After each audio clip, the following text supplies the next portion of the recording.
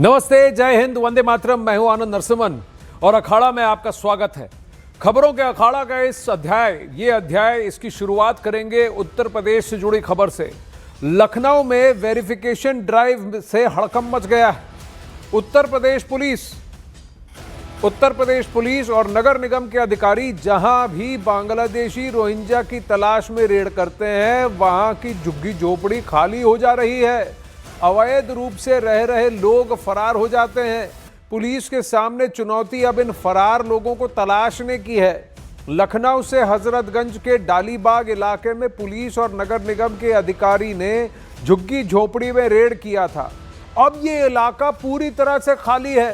देखिए किस तरीके का सन्नाटा पसरा हुआ है। वहां पर एकदम खाली हो गई है ये झुग्गी झोपड़ी। पूरी सारी झुग्गी झोपड़ियां टूट चुकी हैं। चुनौती पुलिस के सामने ये पता लगाने की है कि ये लोग भागे कहां हैं। उत्तर प्रदेश पुलिस और नगर निगम के अधिकारी जहां भी रेड कर रहे हैं बांग्लादेशी और रोहिंग्या की तलाश में, वो इलाका पूरी तरीके से खाली हो जा रहा है। इस वक्त हम मौजूद हैं हजरतगंज के डालीबाग के इलाके में।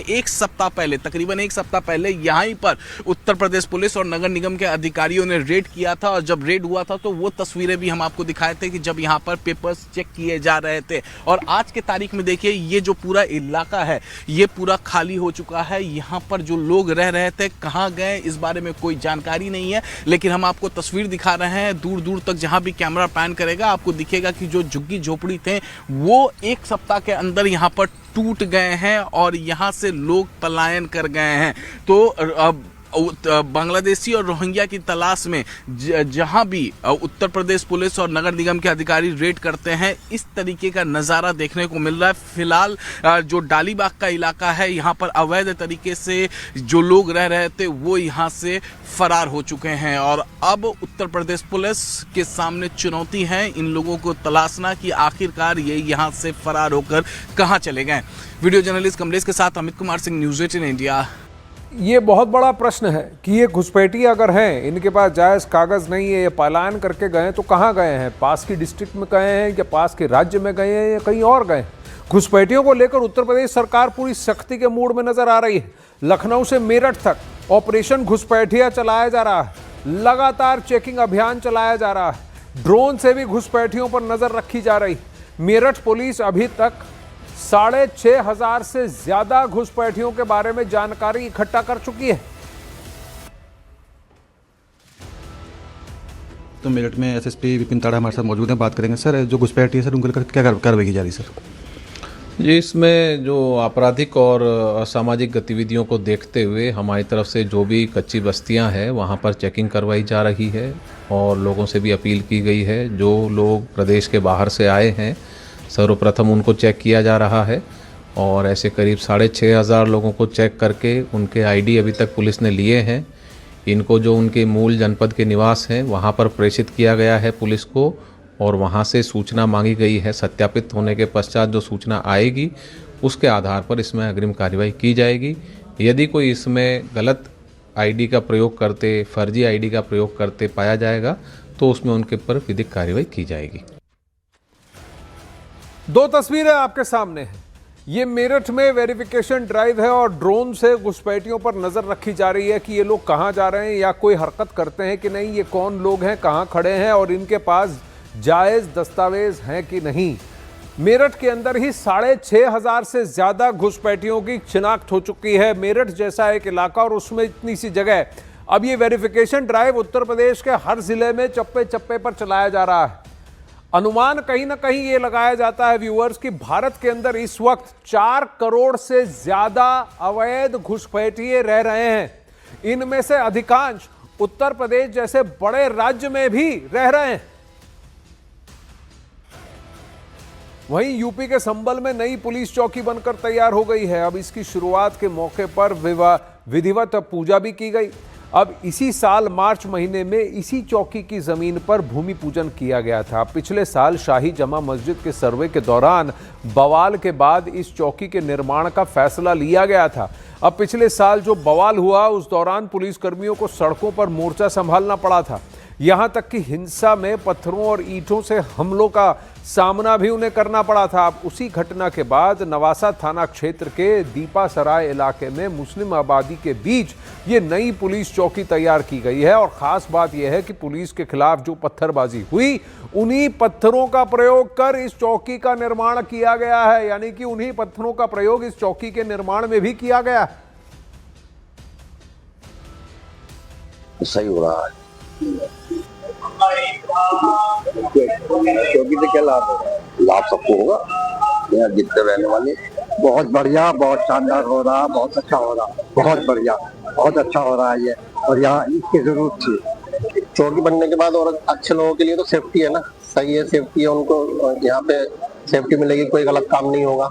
जो अगर करने वाला भी है तो वो भी सोचेगा कि हाँ यहाँ पर चौकी है, अभी कोई गलत काम नहीं, और इंसाफ मिलेगा, हर एक को इंसाफ मिलेगा जो कि उनके यहाँ पड़ोस में यहाँ पे खुल गए हमारे यहाँ पे। अब वहीं साल 2018 में एक समय वो भी था जब इस इलाके में पुलिस कर्मियों की मौजूदगी खत्म करने के लिए कुख्यात अपराधी मुल्ला अरशद पुलिस कर्मियों को डराने के लिए सांप छोड़ देता था। दीपा सराय में पहले चौकी ना होने की वजह से पुलिस एक जगह बैठा करती थी। अब उस जगह अक्सर मुल्ला अरशद सांप छोड़ दिया करता था, जिससे पुलिस वाले वहां से भाग जाते थे। इसी कारण यहां पुलिस चौकी नहीं बन पाई थी। कहां वो आलम 2018 का और कहां आज की 1 साल के अंदर भूमि पूजन के बाद पूरी तरह से उद्घाटन होकर के इतनी बड़ी और शानदार पुलिस चौकी दीपा सराय में बन गई है। अब वहीं दिल्ली में धर्मेंद्र की याद में हेमा मालिनी ने एक प्रार्थना सभा का आयोजन किया, जिसमें गृह मंत्री अमित शाह, जेपी नड्डा, किरण रिजिजू और कंगना रनौत समेत कई राजनीतिक और फिल्मी हस्तियां शामिल हुई। इस कार्यक्रम में धर्मेंद्र के बारे में बोलते हुए हेमा मालिनी जी रो पड़ी। सोशल मीडिया पर हेमा मालिनी का ये वीडियो वायरल है, जिसमें वो धर्मेंद्र को याद करते हुए भावुक हो गई।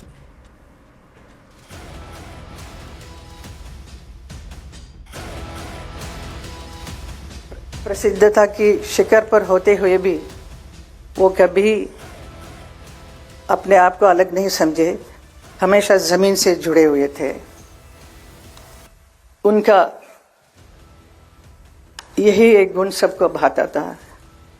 वो किसी भी वर्ग के लोग हो, बड़े छोटे, अमीर गरीब, अपना पराया, सबके साथ बहुत प्यार मोहब्बत और सम्मान के साथ बात करते थे। ऐसा एक व्यक्ति थे धर्म जी। धर्मेंद्र जी से मेरा एसोसिएशन 57 साल का है। जब मैं फिल्म इंडस्ट्री में आई तब से उन्हीं के साथ ज़्यादातर फिल्म करने का अवसर मिला। Nearly 45 films we worked together. Out of that, 25 films or more than that became a super hit films.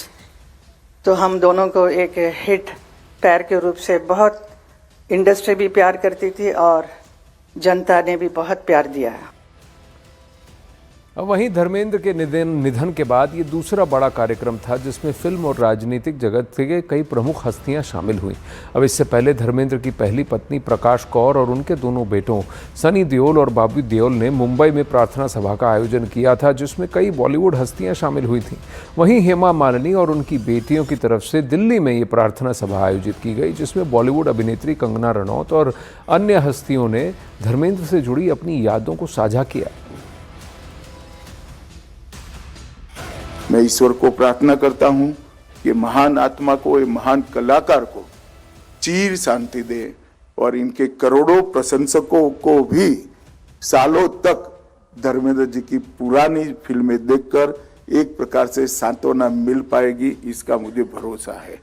Hema ji और उनके सभी परिजनों को मैं हृदयपूर्वक सांत्वना देना चाहता हूं। जैसे आप देख सकते हैं उनकी जो फोटोज़ है, हम उनकी फ़ोटोज़ के साथ पले बड़े हैं और हमारे ही नहीं, हमारे माता पिता के भी वो फेवरेट अभिनेता रह चुके हैं। तो एक बहुत ही दुख का समय है और हेमा जी को देख के हमें और भी दुख होता है बहुत, क्योंकि एक सारी जीवन का साथ और ये पीड़ा, तो हम इस पीड़ा में उनके साथ हैं। सिनेमा जगत में अपने प्रशंसकों की एक लंबी कतार, असंख्य उनके नहीं रहने से उनकी कमी, उनके प्रशंसक हमारे जैसे लोग को खलता रहे। धर्मेंद्र जी जैसा व्यक्तित्व, उनके जैसा कलाकार और समाज को समर्पित व्यक्ति सदियों में कोई एक होता है। उनका हमारे बीच में से जाना सबके लिए कष्टकारक है, पर उनकी वो सभी कलाकृतियाँ, वो सभी फिल्में हमारे दिल में हमेशा जगह बनाए रखेंगी और हम उनको सदियों तक याद रखेंगे।